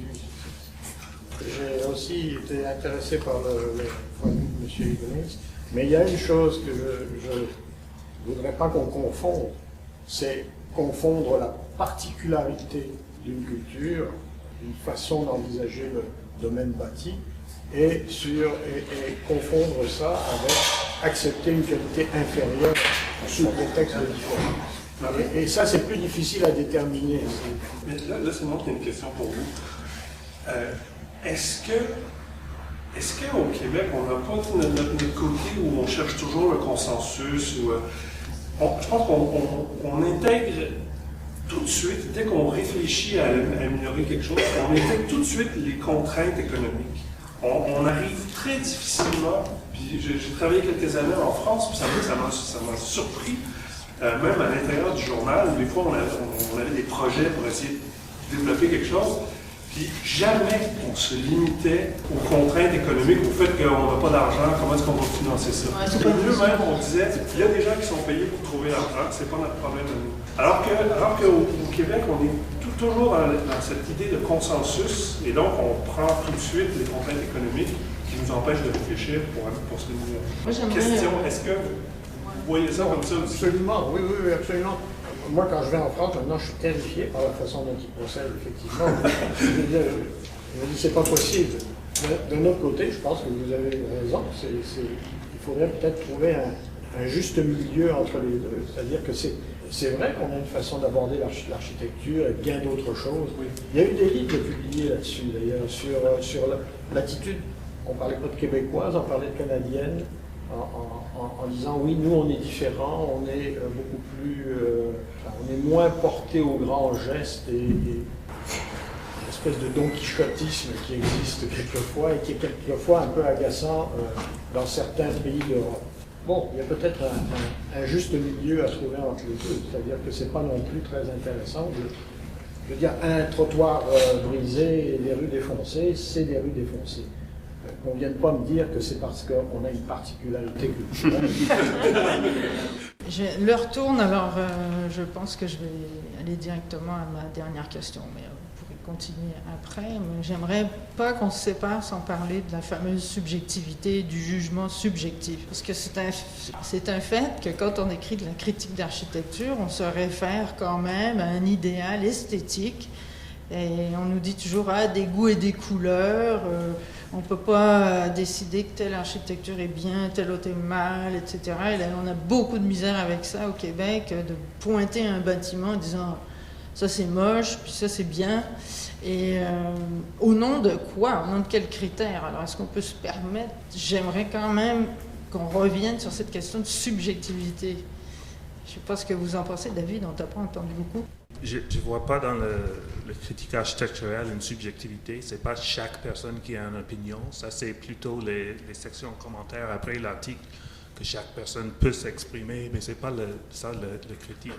C'est plutôt, comme quelqu'un a dit, le building a déjà été fait, si on parle de building dans la critique, parce qu'il y a d'autres sortes de critiques d'architecture que juste les buildings. C'est a déjà été fait, il n'y a rien que tu peux dire qui peut changer le building parce que tu dis quelque chose. Donc c'est un regard arrière, c'est une réflexion, c'est pas quelque chose qui va améliorer le futur et c'est pas mon opinion qui compte dans l'article. Donc la question de subjectivité, c'est une fausse route dans la conception de c'est quoi peut être une critique. Et c'est la même chose pour le journalisme. On ne veut pas l'opinion de le journaliste dans le journalisme normalement. Donc, tu peux dire que c'est subjectif, tu es juste une personne qui a écrit ça, mais on ne dit jamais que c'est subjectif juste parce que c'est un journaliste. Donc, ce n'est pas exactement une question forte pour moi. Et c'est surtout à Montréal où j'ai presque la même impression de Montréal, mais je le dis d'une autre manière. On n'a pas une culture européenne de l'architecture. On n'est pas dans les espaces publics dans le même sens que le monde est ici ou en Colombie, etc. Donc, on n'a pas les mêmes les réflexes culturels. Donc, on a vraiment une culture particulière. On ne peut pas avoir la même architecture d'ailleurs parce qu'on ne le veut pas. Et ce n'est pas subjectif, c'est culturel, c'est partagé parmi nous. Et c'est bien évident, je retourne toujours le quartier des spectacles, on a pris des parkings, des espaces vides, et on a fait des espaces vides. Ça, c'est Québec. C'est juste bizarre. Et on a donné un prix, le médaille. C'est pas le mauvais design, c'est que c'est une interprétation comment on veut vivre. Et c'est pas une question de subjectivité pour ça, c'est nous. C'est pas juste une personne qui dit ça. Tout le monde est d'accord que l'OSM, c'est pas réussi, le salle de l'OSM, mais on détaille pas. Non, c'est pas toi, mais on a lu ça dans nos critiques l'année dernière, mais souvent il y a une espèce de consensus contre tel ou tel bâtiment en disant lui il est moche. Tout le monde est d'accord là-dessus. Donc il y a quand même une subjectivité. C'est ça que je veux dire. C'est la question de si c'est moche ou je l'aime ou je l'aime pas. Ça c'est la critique d'un restaurant. Mais si j'ai un restaurant que j'aime beaucoup, et je suggère que tu y vas, et le serveur a été méchant, tu me dis, c'est un restaurant horrible, je ne retourne pas. Mais si moi j'y vais et une soirée j'ai le mauvais service, je retourne quand même parce que c'est mon restaurant préféré. Et c'est ça la différence, c'est pas juste une réaction une fois à quelque chose, le critique devrait chercher est-ce que c'est un bon restaurant, c'est pas juste la réaction de quelqu'un, c'est pas subjectif dans ce sens-là, c'est pas mon impression. On est tous d'accord que Toqué est un bon restaurant, même si tu n'as jamais mangé là.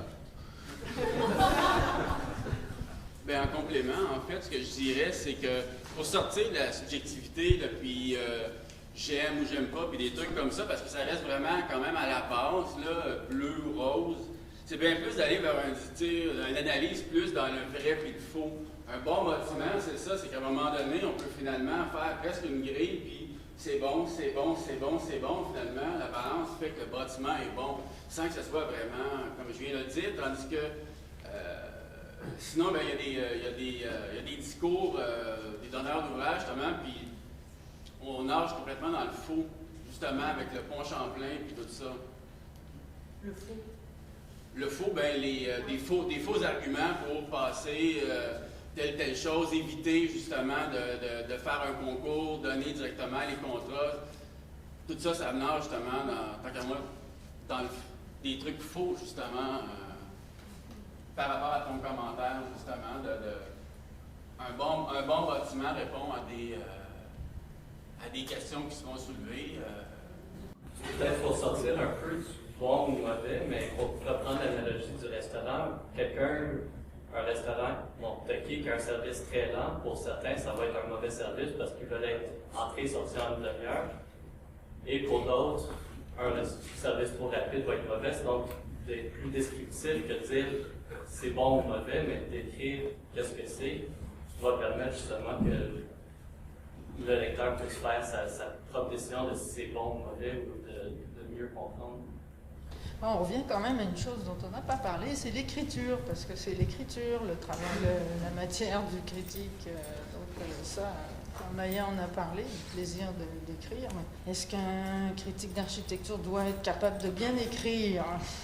Peut-être se poser la question aussi, c'est quoi la nature du texte critique dans ça? Est-ce que c'est un texte argumentatif? On a soulevé le point que, bon, c'est un exercice, peut-être une œuvre en soi, mais déjà là aussi, c'est donc différentes natures de critique à travers la façon qu'on décide d'écrire. Mentionné à propos du service, 30 minutes c'est bien versus c'est mal, mais c'est aussi laisser la place au lecteur à travers sa critique de justement faire son opinion. Pour en revenir à l'écriture, justement, le texte critique, est-ce qu'il a une forme en soi ou est-ce qu'il peut approprier différents styles d'écriture, différents buts derrière l'écriture, différentes structures? Et justement, ça l'influence, ça va être qui? Le lectorat, à qui on dédie le texte, qui va nous lire, pourquoi, comment ça va influencer aussi la réception. Mais quand même, ça reste, c'est quoi la structure du texte critique, dans le sens que est-ce qu'on le voit de multiples façons, et donc on parle de différents types de sortes de textes critiques, ou est-ce qu'il y a un grand modèle? Ouais. C'est un peu comme l'architecture, il y a des exemples, des modèles auxquels on aimerait qu'on aimerait atteindre, mais qui sont inaccessibles un peu. L'idéal de la critique parfaite. Ouais, il y a quand même une grande différence, c'est que dans toute architecture, il y a des contraintes inhérentes. Le sujet de cette année sur le planétarium en est sans doute l'exemple parfait. Il y a des contraintes, alors que écrire un texte journalistique, à la base... Pas de contraintes? Oui, il y a des contraintes, mais on peut écrire le texte, on peut l'écrire comme on veut, tu vois.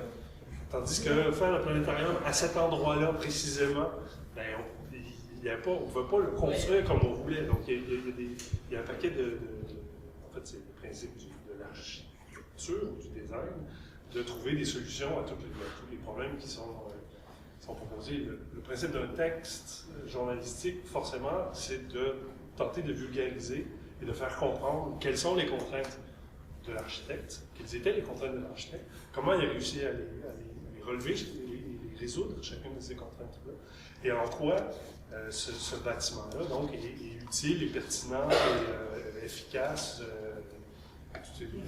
aux gens exemplaires, à tous les gens qui vont l'utiliser ou à tous les voisins qui font usage. Mais justement, si je peux revenir, peut-être reformuler, puis peut-être aussi faire le rapprochement entre architecture et écriture dans ce cas-ci. Donc, on parle de contexte. Le bâtiment a son contexte et l'article qu'on écrit a son contexte. J'aimerais savoir comment Marc-André vit ça, de devoir livrer des textes, des topos de 5 minutes, parce que moi, chaque semaine, je devais faire 800 mots, toute une page. Là, maintenant, il faut rapetir, alors... Oui, je pense que d'ailleurs, on pourra en parler longtemps avec Roland-Yves ici. Effectivement, les textes que j'écris, c'est 450 mots maximum. C'est très peu. Bon, peut-être que si vous écrivez pas souvent des textes, ça vous dit pas grand-chose. Là, c'est à peu près 2 feuillets, même pas. Et à la radio, c'est 5-6 minutes souvent pour les chroniques. Et effectivement, c'est frustrant. C'est frustrant parce qu'on aimerait ça, donner plus de détails. Je pense que c'est une des raisons qui explique la disparition de vraies critiques architecturales et tout ça, c'est qu'on n'a pas de place pour la faire. On n'a pas de place pour la faire parce que on va donner les grandes lignes, mais jamais on pourra partir dans une analyse et tout ça. De toute façon, ça ne vend pas aujourd'hui, les médias, malheureusement, il faut que ça vende. Il y a de la pub associée à ça. Et donc, c'est des formats, surtout avec le web aussi. Les articles rapetissent beaucoup sur le web. Les gens lisent en diagonale. Si on regarde vraiment la réalité des médias sociaux, puis de la place qu'on a, c'est de plus en plus difficile de s'exprimer. Puis je pense que c'est une des raisons pour laquelle on parle beaucoup de la disparition de cette critique-là, c'est qu'on c'est difficile d'avoir une analyse très profonde parce qu'on peut pas la faire. On n'a pas de place, à moins d'écrire dans Esquisse, là, le magazine de l'Ordre, là, ou dans Azur, là, par exemple. Mais Azur n'est pas un journal de critique de l'architecture, donc c'est pas confondre deux choses. Le rêve de l'Internet, c'est toujours qu'il y a enfin l'espace pour, ça peut être 10 000 mots où ça ne change rien, c'est le même prix.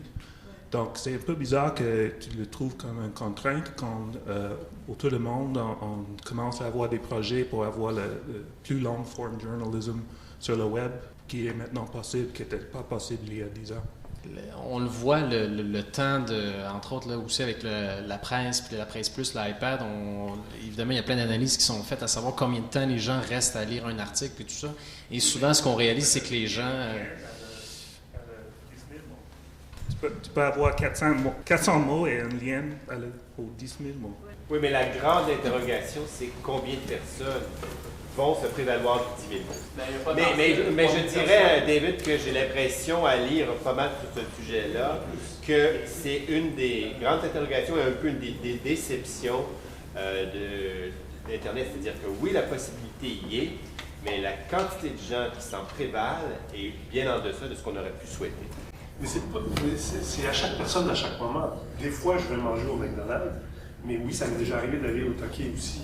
Je pense que des fois, je vais lire 3 textes de 400 mots sur un sujet, puis le lendemain, le même sujet sur un autre angle va m'intéresser davantage, puis je vais lire un article très très long.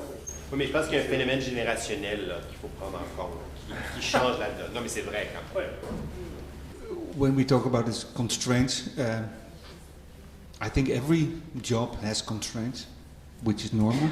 And to be honest, if there's no constraint, I do nothing. If there's no deadline, no fee, no length, whatever. So you need it. And maybe you think it's not subjective criticism, but at the same time, it's personal. So there's always a kind of personal voice reflected in the writing. So in that sense, I think there is this subjective side. I've been thinking about this discussion about the difference between Europe and Canada. Maybe we should frame it in a different way, that it isn't so much Canada or Quebec, which is exceptional, but Europe. Because nowhere in the world architecture is seen as important as it is in Europe. So Europe is the exception. And Latin America too. Not in the same way, I think. Not in the same way. But maybe more than North America. And what for me the most depressing part of this difference maybe is that what you said in France, they don't start with this idea that there's no budget. There is a budget for public things, which is without discussion.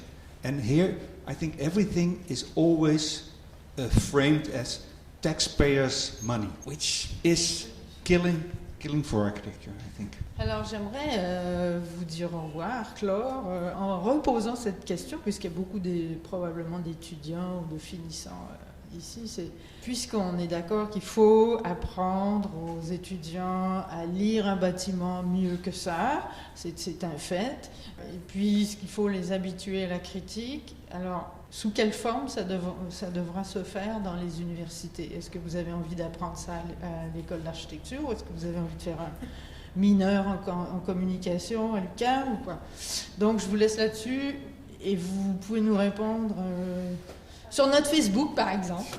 Et puis en passant, vous allez avoir enfin la retranscription sur YouTube du débat sur le pont Champlain, où il y a eu des choses fantastiques qui se sont dites. Il y avait un ingénieur qui expliquait le projet, etc. Il y a de cela 1 an et demi, 2 ans déjà, avec Jacques Rousseau qui fait un exposé brillant, enfin des choses, un ingénieur de Lavalin, bien des choses. Donc YouTube, la Mac. Dès demain matin. Alors merci, rendez-vous l'année prochaine.